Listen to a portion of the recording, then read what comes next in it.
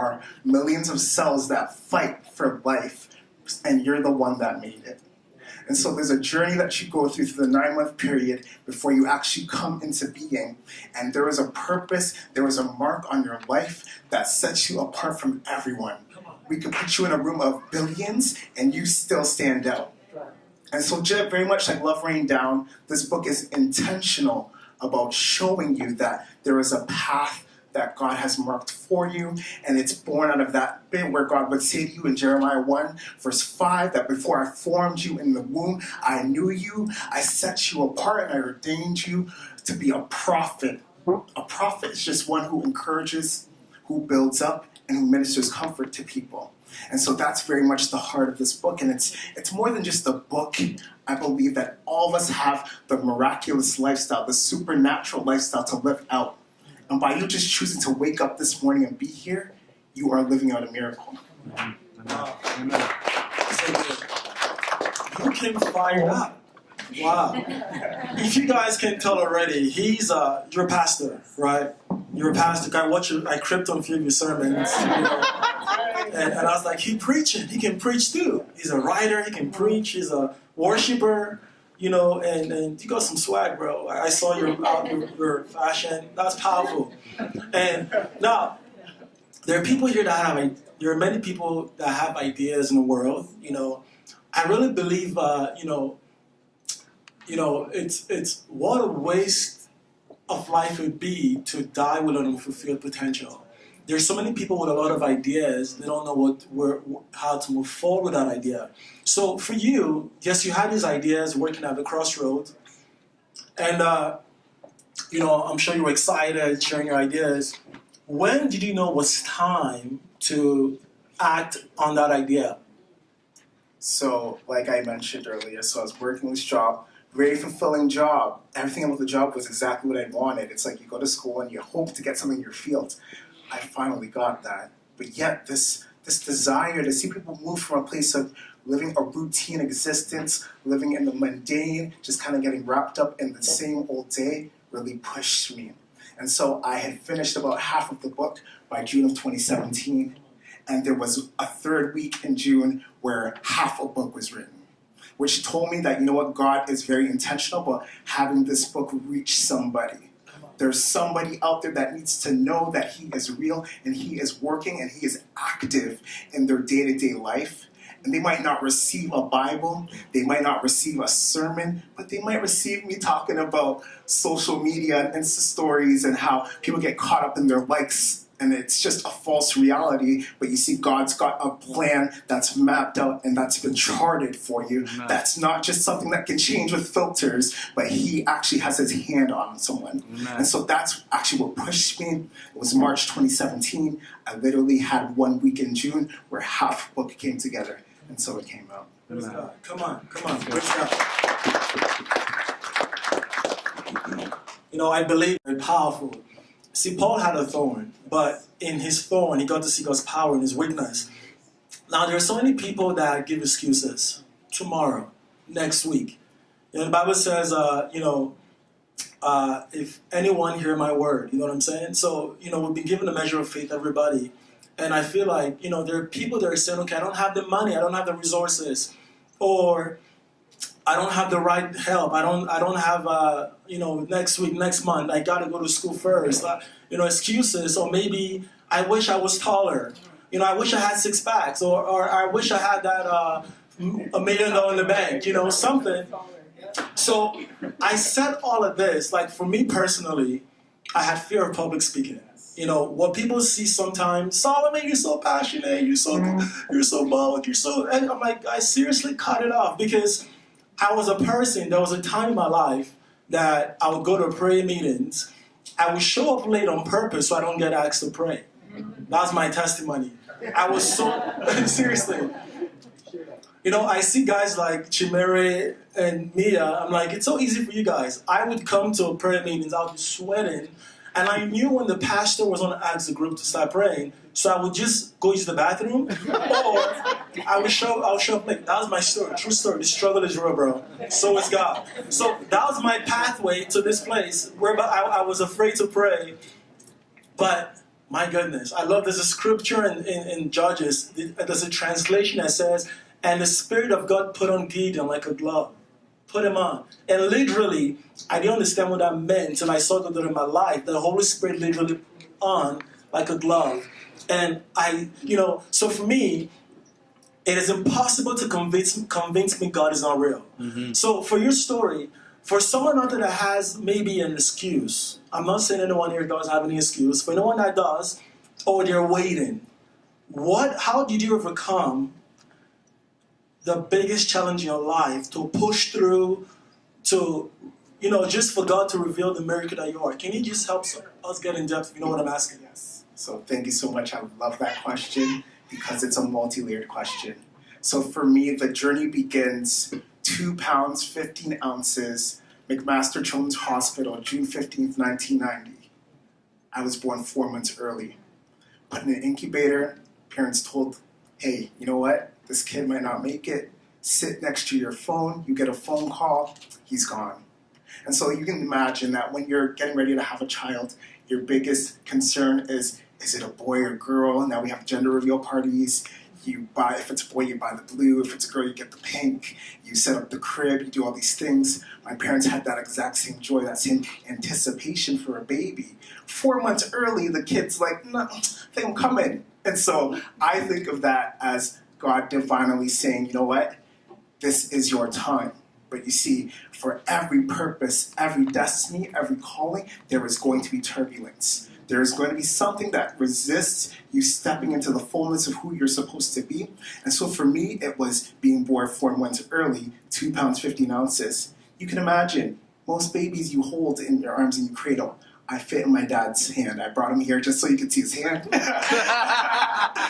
So I fit in his hand. And so I did most of my growing on the outside versus on the inside of my mother's womb.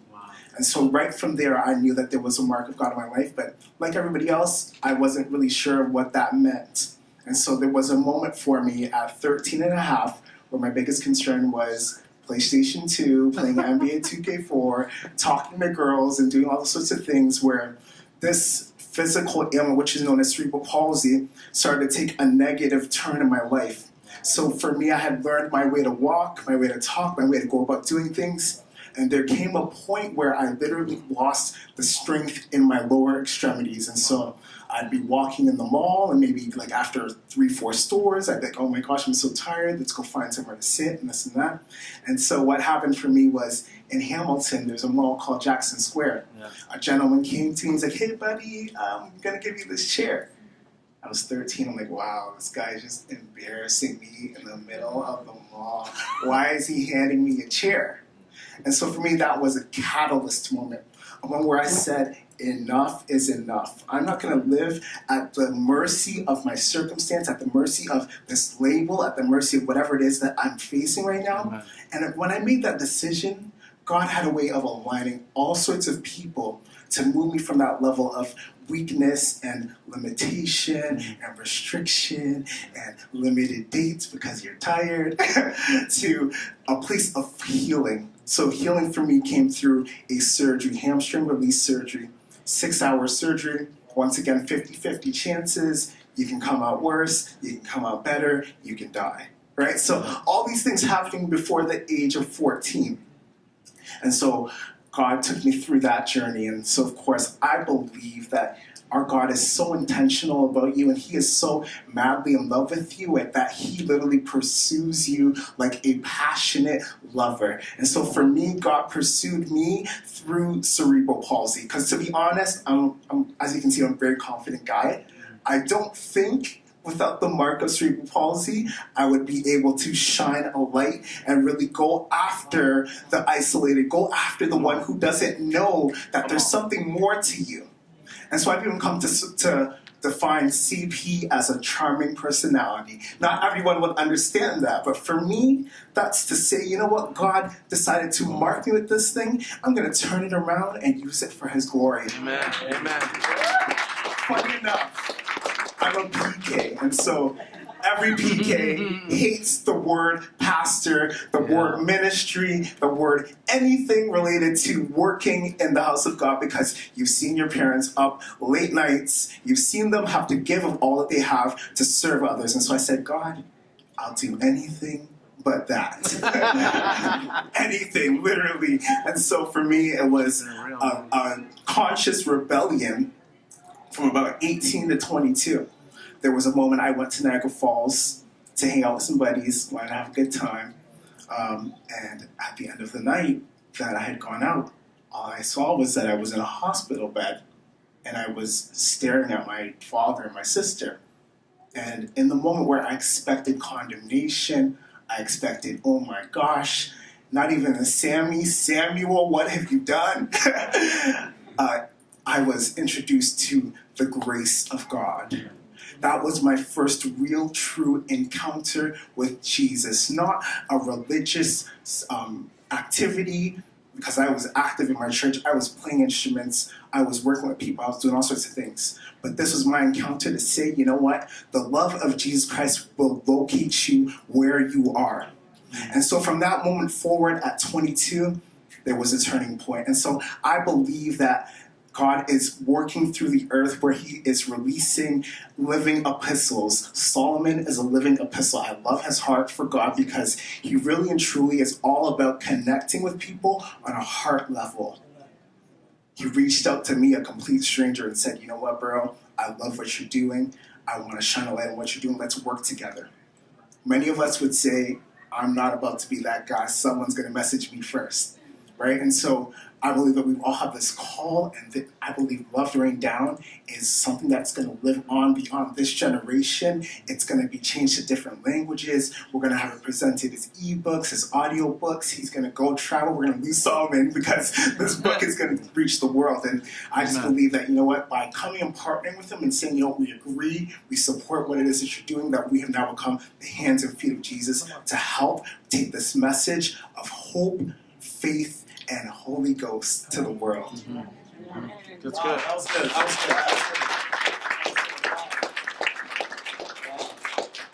I'm a PK too, so we might be brothers. Yeah, you know, PK.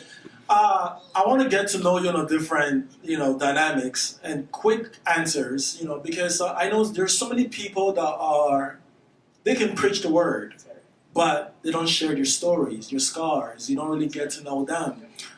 You know, and I'm such a big fan of lifestyle Christianity. Like a lot of my closest, the people that I look up to, I watch how they live their life, not just on a, you know, on a day-to-day basis. So I want to kind of get to know you on a different level, you know. So just so my friends here can be praying for you too, you know. So you're single, right? I am single, definitely single right now. So even in terms of that. Purpose has a way of wrecking your plans.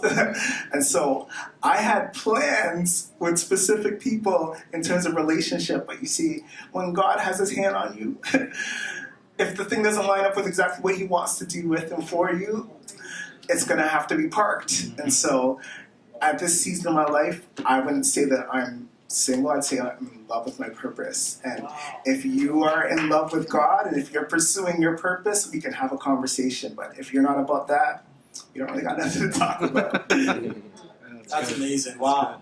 Wow. So y'all can be praying for him, for God to bring him a godly wife. That's right. I believe that for you, man. I'm going to stand with you for that, man. You know, so dogs bark, fish swim, birds they fly.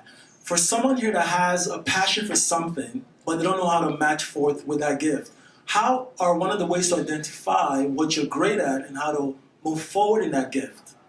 What advice do you have? So just related to passion and stuff, or just actualizing your gift. Yes.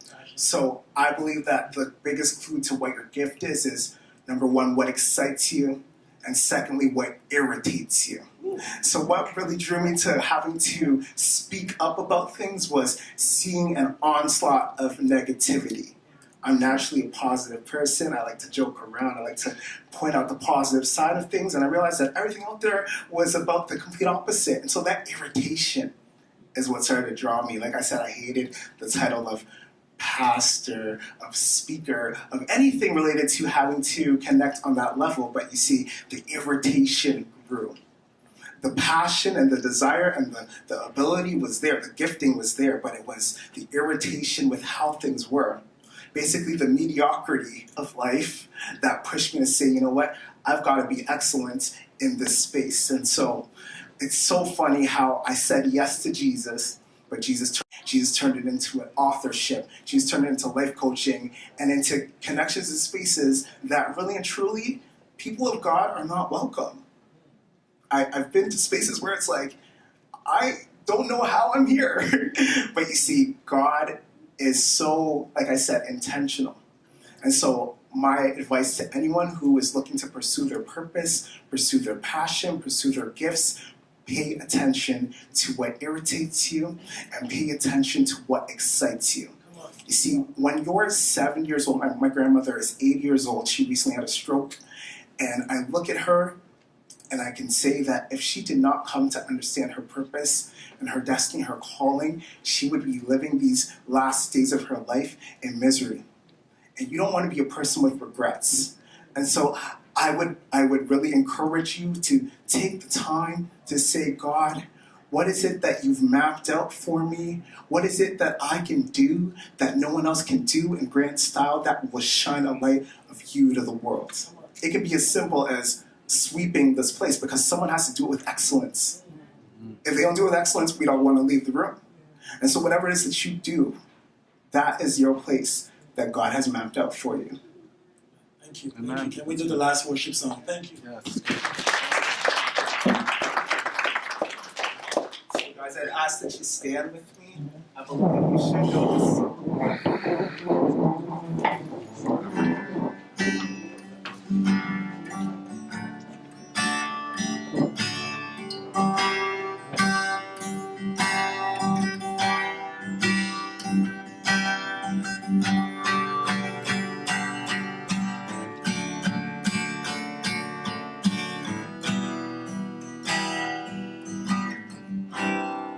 What a beautiful name it is. What a beautiful name it is. The name of Jesus.